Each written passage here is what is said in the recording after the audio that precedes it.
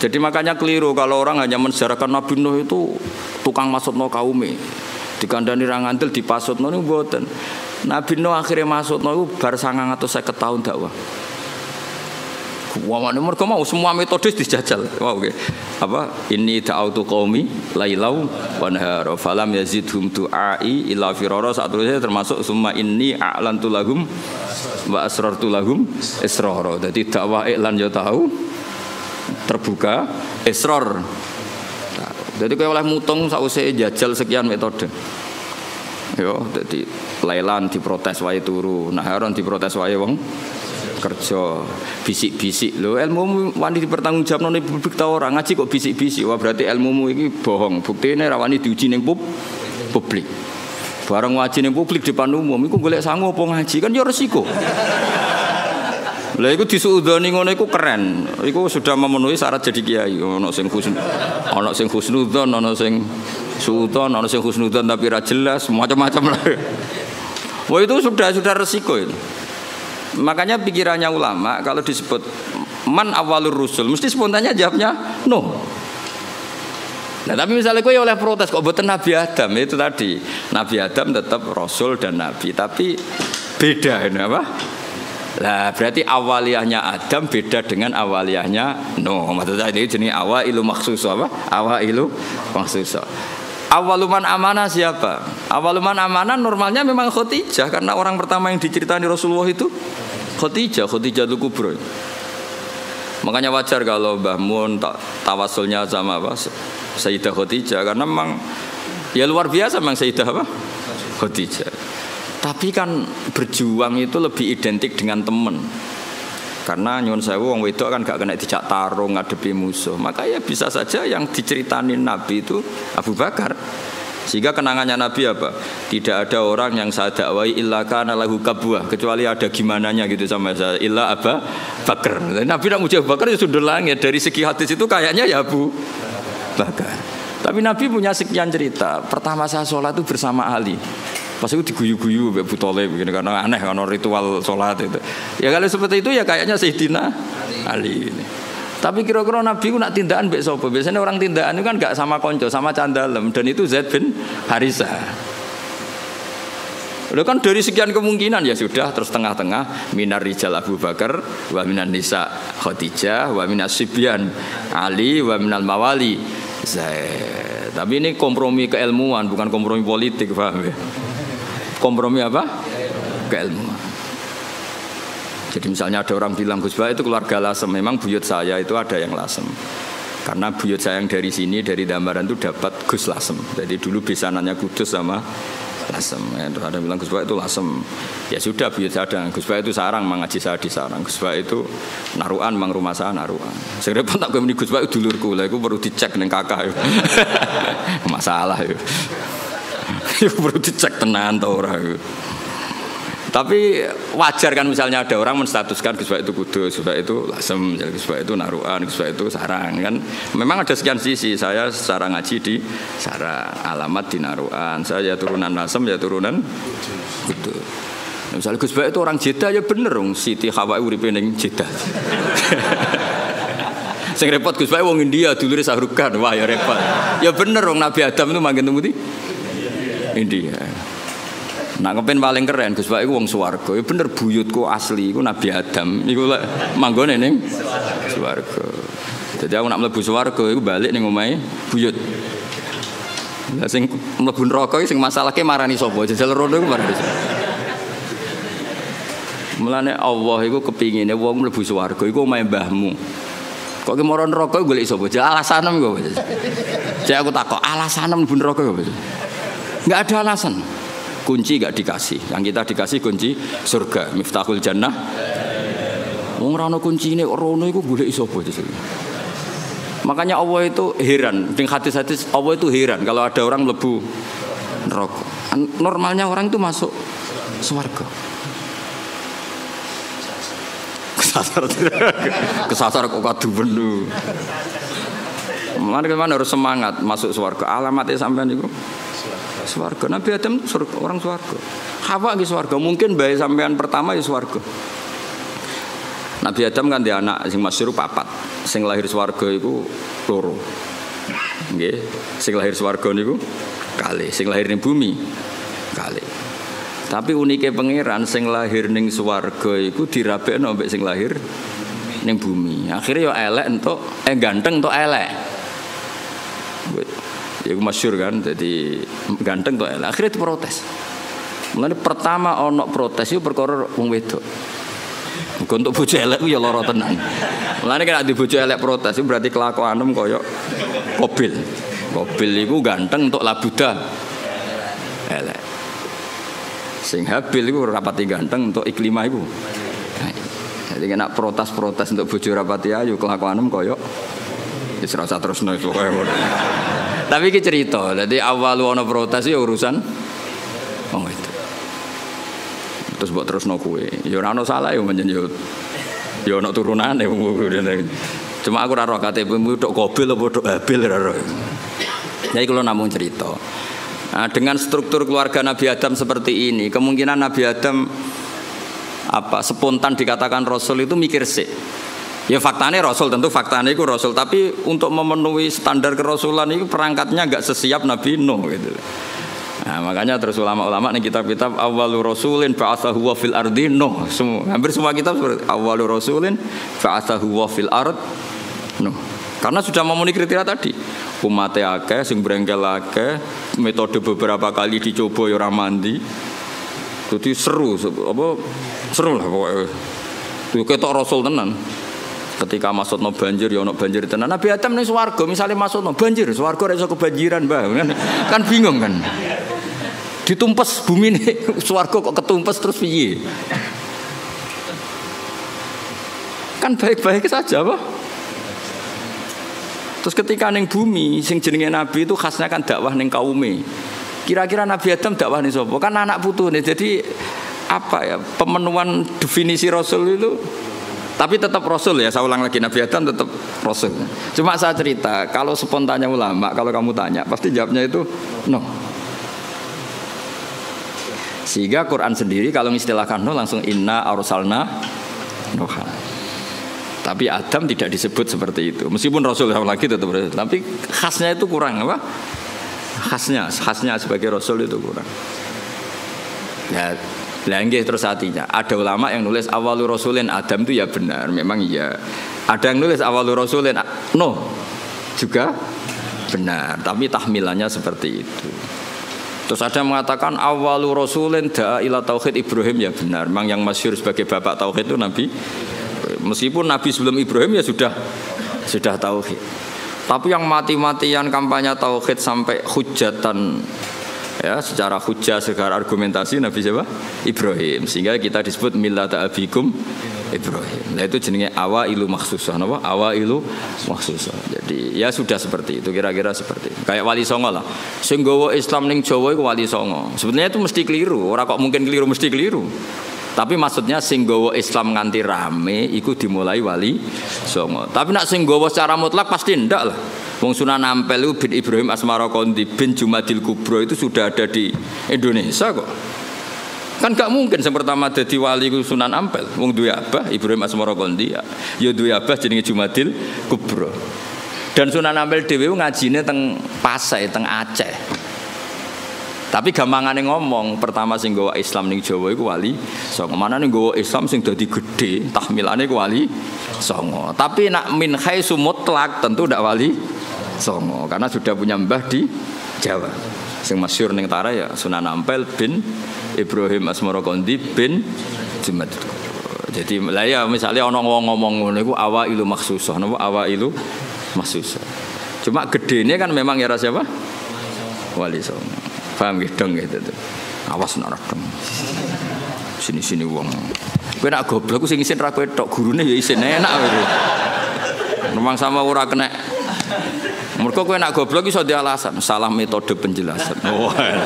Jadi Gus Bae kalau menjelaskan tuh enggak jelas sehingga kita jadi goblok. Lah aku terus kon ngomong piye? Sakjane wis jelas, tapi utekem goblok. Loh, kiai itu dididik untuk orang goblok-goblok lo wong kan. Ya wis akhire. Nah, wae kula nganggo ilmune Sidina Ali. Suwe tak nggo ilmune sinten? Jadi ketika Sayyidina Ali ricuh dengan Muawiyah, dengan ini itu, dengan Khawarij, ada orang mengkomplain, ya Ali, ketika kita dipimpin Abu Bakar Umar itu baik-baik saja. Kenapa ketika engkau pemimpin negara kah? Jawab Sayyidina, kok pas beliau mimpin rakyatnya apik-apik kayak aku. Pas aku mimpin, wonge do kayak kue. Jadi kalau saya ditanya, kenapa kamu alim Gus? Ya karena tadi, kenapa zaman Mbah Mun kok orang do alim? Karena muridnya kayak saya. Pas saya jadi kiai.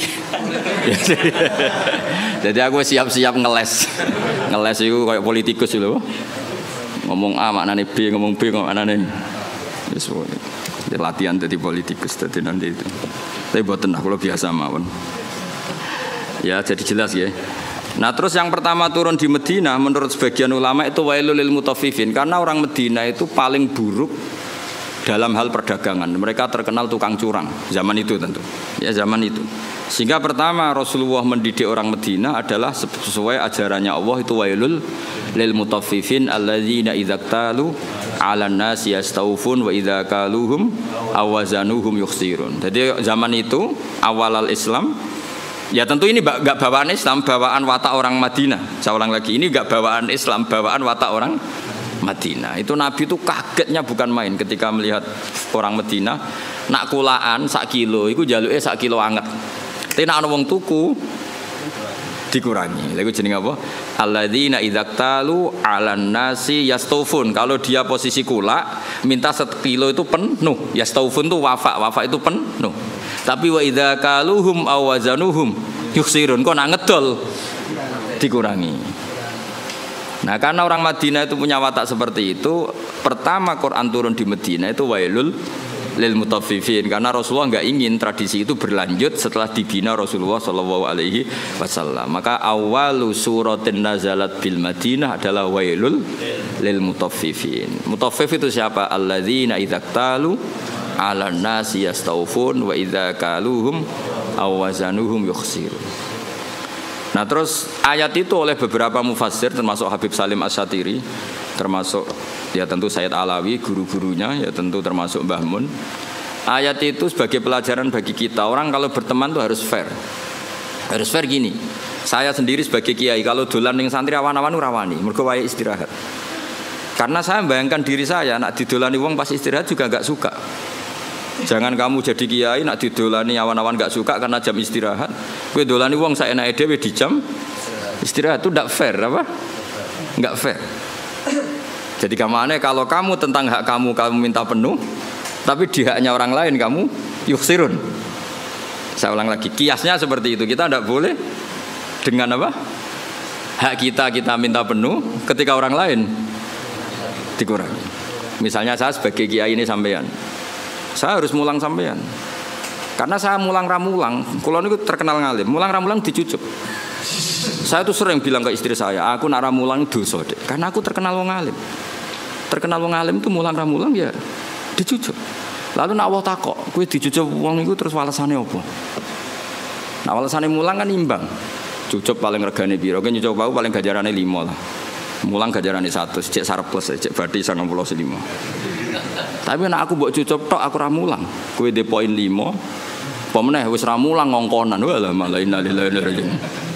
Ana kiai ra tau mulang ngongkonan. Wis malah hisabe bek. Ra tau mulang santri kon gawe boto dikongkon terus. Mboten iki mboten ngritik, ngandani nih betul. Ngritik koyo aktivis saya. Itu tidak boleh. Ini katanya Habib Salim Asy-Syatiri tidak boleh. Kulo ambek anak kulo nggih ngoten, anak kandung kulo. Kulo nu niru ilmune bapak. Bapak nate ke pondok, bocah pas guyon niku balik. Kulo riyen janggal badhe nimbali santri badhe wonten tamu. Pas teng pondok, kalian kulo teng pondok bocah do rame guyon. Bapak nu balik. Mboten sias, Pak. Oh, jojong santri lagi guyon. Sakake. Nah, aku mari ra sida. Tak takoki lha kene napa? Guyon ku angel lho, Pak. Seneng ku angel, wong ora di dhuwit. Jare-jare bapak. Bapak senane guyon. Wong ora di dhuwit wesel do telat kok iso guyon. Iku mewah iku, mewah. Guyon iku mewah. Lah aku mau ganggu barang mewah. Mbah Mun ki ngoten, nek ana santri guyon niku seneng. Kula bolak-balik. Mbah Mun teng dalem mbek kula santri guyon niku seneng. Kok do iso seneng gak ya padahal gak dipopo. Karena guyon bagi orang miskin itu kemewahan. Oh mewah kan. Mewah. Senengku mewah. Wong tuane ra jelas, maksudnya ra diwarisan. Wesel telat. Golek ilmu ya ora tau entuk. Mok golek ora tau kecekel. Coba. Iso guyon. Oh mewah sekali. Itu seorang kiai yang bijak. Pasti nyeluk ras itu. Mulai kula saiki tak tiru. Kalau balik badhe nyeluk anak kula, ya tentu untuk hal yang enggak penting. Kalau penting ya harus. Misalnya wae salat, wae ngaji ini tentu yang sama-sama enggak penting. Nimbalinya untuk hal yang tidak penting. Itu kearifannya bapak yang saya tiru. Karena ya tadi, enggak fair kan? Ketika kita menuntut orang lain memenuhi hak kita, ya staufun. Tapi ketika dengan orang lain kita yuksir. Itu kata Habib Salim Asy-Syatiri, wahada mizanul adl. Ini mizanul adl. Dan itu tidak harus dalam konteks al-makil wal mauzun, tidak hanya konteks timbangan dan takaran, tapi perilaku sosial. Itu setuju saya. Wahada mizanul adl, wahada makinul adl. Tapi tidak yakhtas bil makil wala bil mauzun, tapi dalam sistem sosial. Misalnya gini, saya ini sudah fair mulang sampean di depan umum, berarti saya milik publik. Dan saat ini keluarga saya tidak ganggu saya. Kan tidak fair ketika saya dengan keluarga saya kamu ganggu. Fair apa enggak? Enggak kan? Karena ketika saya milik publik, keluarga saya juga enggak ganggu. Itu wahada mizanul adl. Ini apa? Fair. Loh aku roh sampean, misalnya aku roh Hamdani kok mesra mbek bojone ning dalan, aku ora ngarah ganggu. Gak ngarah salaman aku. Karena momen mesra dalam kondisi fakir itu gak gampang. Gak gampang. Misalnya dekne liburan ning Jogja karena liburan terus mesra. Kowe roh cara aku haram. Ganggu iku haram. Ndak gampang dalam kondisi darurat ekonomi. Uang iso guyu mbek bojo itu mewah ya apa? Oh mewah sekali. Jangan kamu ganggu terus. Loh saking putih jenengan wah bubar. Nah itu wahada mizanul adl apa? Wahada mizanul. Kalau setuju, sangat-sangat setuju. Kalau mergo ngrasakno tengah waktu, bapak niku nak badhe nang pondok di Bali santri pas guyon ora diterus. Saake cum. Santri ku wis ra di dhuwit, wong tuane kadang wong tuwa dhisik malah kacau meneh. Saiki santri kan rata-rata diwesel. Riyen kan kathah santri ra diwesel.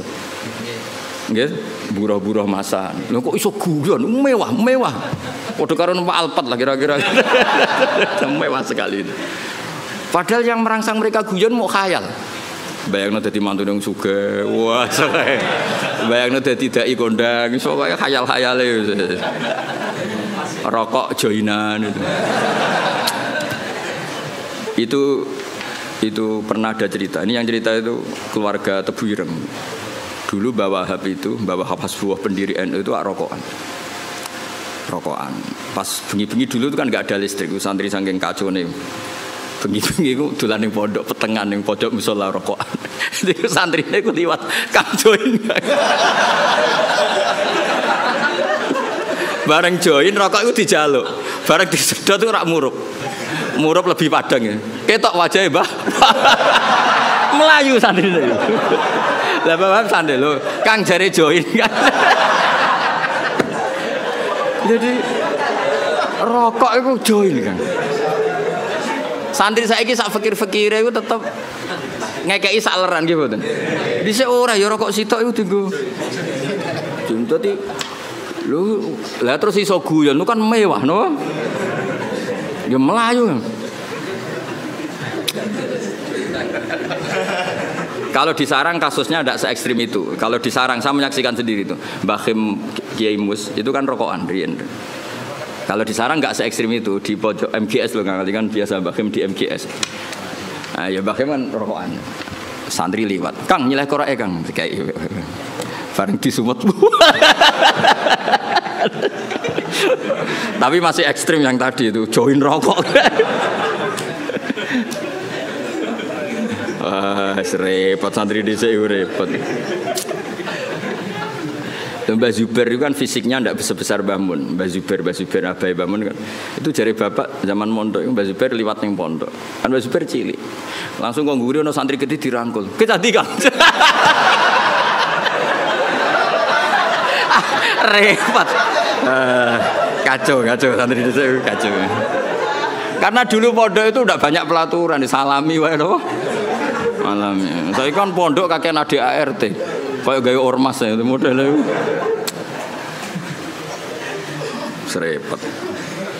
Ya jadi wailul lil mutaffifin itu saya punya dalil ya dan saya tuh hafal, memang saya hafalkan tentang itu. Ya saya ulang lagi tentang itu. Bahwa yang dikatakan Habib Salim Asy-Syatiri, saya punya kitab beliau An-Nafahat Al-Haramiyah, kadang ditulis Fawaidus Syatiriyah. Kenapa saya cerita itu? Karena sanad itu tidak boleh hanya sanad ali, harus ada sanad nazil. Maksudnya nazil itu kamu tidak boleh langsung sidik-sidik nyuwun sewu Abu Bakar, Umar, Hasan Basri.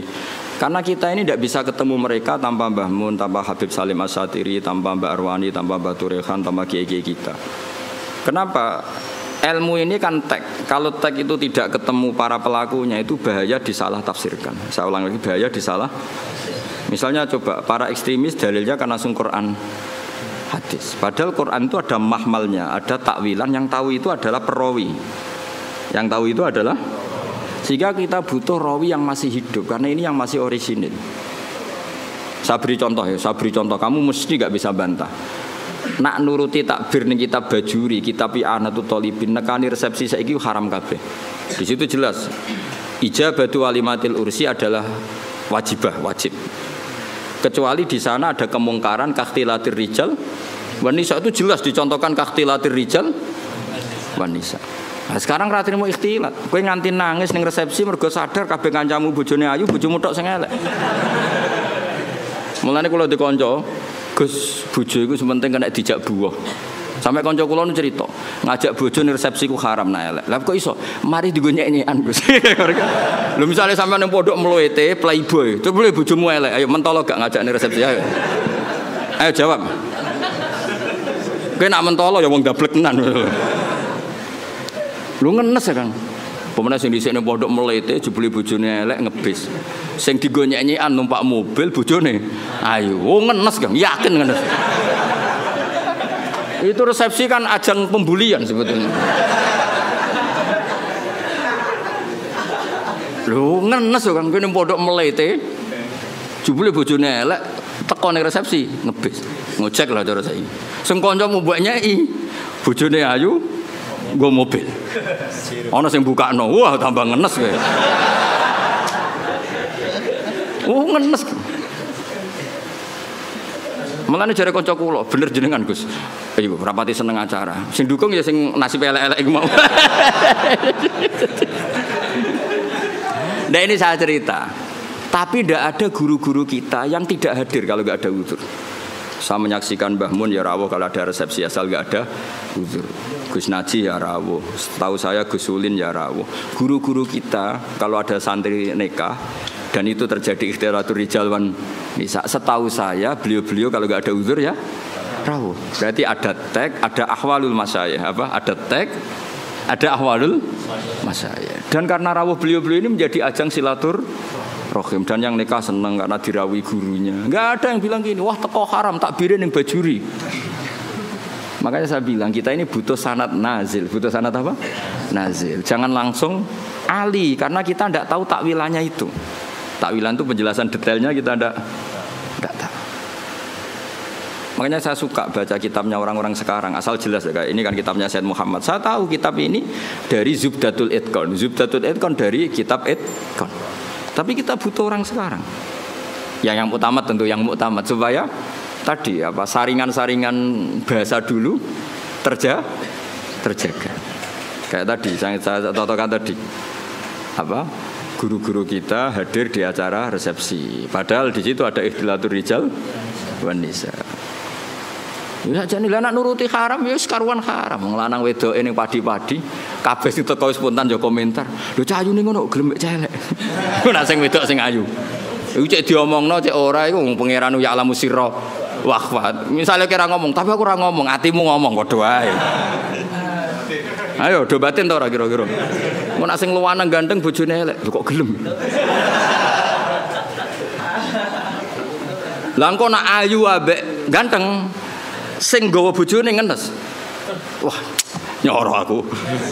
Bojoku elek, bojoku ngono kan. Jadi ini kan ajang masalah memang menurut saya itu. Ayo jajal, terus piye jajal iki? Kowe ngono ta ora kira-kira teko resepsi? Kira usah sok soleh biasa wae. Nah itu dulu ada sahabat atau tabi'in namanya Muhammad bin Jaza Az-Zabidi. Ini yang diceritakan Imam Ghazali. Muhammad bin Jaza Az-Zabidi. Itu beliau ngendikan gini, sama masih hafal kalimatnya. Ini ada di Ihya. Yu'jibuni minal qurra kullu taliqin mithaq. Fa ammal ladzi talqahu bi abusin wa yalqaka fa ammal ladzi talqahu bi bisrin wa yalqaka bi abusin fala aktsarallahu fil muslimin. Saya itu paling suka sama orang alim. Qurra dalam bahasa ulama dulu itu orang alim. Kemudian era sekarang qurra itu yang ahli apa? Quran. Dulu enggak, qurra itu siapa saja orang alim disebut apa? Qurra era dulu ya. Jadi bahasa itu yang alami peralihan. Saya tuh suka kalau ketemu orang alim itu yang suka guyon, suka ceria. Jangan sampai kamu sebagai orang alim itu kata sahabat ini, orang ketemu kamu senyum karena suka ketemu orang alim, kamu merengut karena apa ya? Jebule mau ketemu tok gitu, tidak melakukan penghormatan yang semestinya. Artinya gini, orang bodoh kalau ketemu orang alim biasanya yu'addi haqqal alim, memenuhi standar haknya orang alim yaitu nyucup hormat. Tapi kita sebagai orang alim kadang kumo luhur, sinis. Intinya Sayyid Zabidi itu ngendikan apa? Siapa tadi Muhammad bin Jaza tadi ngendikan, jangan begitu. Sama kita dengan anak kita juga seperti itu. Anak kita latih sopan, ambil bapak boso, ngekei bapak tangan kanan dan seterusnya. Kemudian kita seenaknya saja kadang ngasih anak kita dengan tangan kiri. Seakan-akan kita tidak punya kewajiban sopan sama anak. Kita kalau di jam makan, anak kita tidak makan ngamuk, wah ya mangan kok mangan gitu. Kita sendiri demi rokok jam mangannya terlambat. Itu kata saya Muhammad bin Jaza itu tidak fair. Itu berarti kamu yastaufun. Kalau hak kamu yastaufun minta dipenuhin ke orang lain yuksirun. Makanya saya ulang lagi wahada mizanul adl apa wahada mizanul adl itu tidak hanya fil makil wal mauzun, tidak hanya masalah timbangan dan apa takaran, tapi fil ahwal as-syakhsiyah, fil ahwal al-istimaiyah, di perilaku pribadi maupun perilaku apa sosial. Kita harus fair. Kalau yastaufun semua. Apa? Kalau yastaufun ya artinya kalau kita kulaan ya ingin 1 kilo itu penuh, tapi kita menjual juga 1 kilo penuh. Kita menuntut orang lain baik sama kita, diri kita juga harus tertuntut baik sama orang lain. Itu wahada mizanul adl. Ini apa? Adil. Bon terus no. Yas awwalu ma nazala fil qital udzina lil ladzina yuqataluna bi annahum zulimu. Ini jelas ya bahwa orang Islam itu boleh perang, syaratnya ada 2. Ya, syaratnya ada apa? 2. Yuqatalun, kita diperangi. Paham ya? Kedua, ada rekod kita dizalimi. Tapi kalau kita diperangi tapi tidak dizalimi, kita tidak boleh. Jangan hanya atas nama agama kita perang. Jadi syaratnya 2, harus yuqatalun dan zulimu. Lho gitu, misalnya ini Hamdani ku ketemu wong Eropa bojone wayu. Terus sampai Hamdani diculik bojone. Terus wong Eropa merangi Hamdani, iku zulimu tanda. Enggak boleh terus Hamdani, ayo perang aku wong Islam dimusuhi wong Eropa. Ora ngono le dul, kowe gowo bojone mesti wae di. Enggak boleh terus dekne kampanye, aku ustaz dimusuhi wong Eropa. Ya ora iso ngono, dekne dolim apa? Paham ya? Ana maling muslim nyolong alpate Cina misalnya. Terus bareng Cinane ngejar-ngejar, aku Islam kudu mbok bela ya ora iso le dul kowe iku dolama gitu tadi. Paham ya? Berarti kayak diperangi niku ora atas nama agama, atas nama nyolong alpat. Paham ya? Mau Hamdani dikejar-kejar ora atas nama Islam, di atas nama nyolong bojo. Dong ya. Jadi syaratnya iku yuqatalun dan zulim. Jadi kita dibolehkan perang itu posisi kita diperangi dan posisi kita dizalimi. Itu aturan. Ya ora iso to bela wong Islam sing misale wong Islam korupsi. Dalam anggota KPK itu misalnya non muslim, terus kowe demo. Wah ini non muslim nangkep muslim. Ya ngukure ra ngono. Ngukure iku aparat negara nangkep koruptor. Ya ora ngono. Ngono nyoro repot. Ini non muslim nangkep menteri agama. Misalnya zaman dulu yang ini umat Islam harus bergerak, ya ora iso ngono, iku ukurannya tidak seperti itu. Ini kan urusan profesional apa? Wis ora repot nak mbok antem ngono. Soale ono anak wong Islam, ya seperti itu seterusnya. Makanya ini hebatnya Quran. Ukurannya apa? Yuqatalun dan zulim. Ya ukotananya itu yukotalun dan tidak semua sentimen agama itu bisa dibawa ke ranah sosial. Makanya masyhur kan ketika Amr bin As jadi gubernur Mesir, beliau mentang-mentang gubernur mendolimi hanya orang Yahudi. Terus orang Yahudi komplain itu ke Sayyidina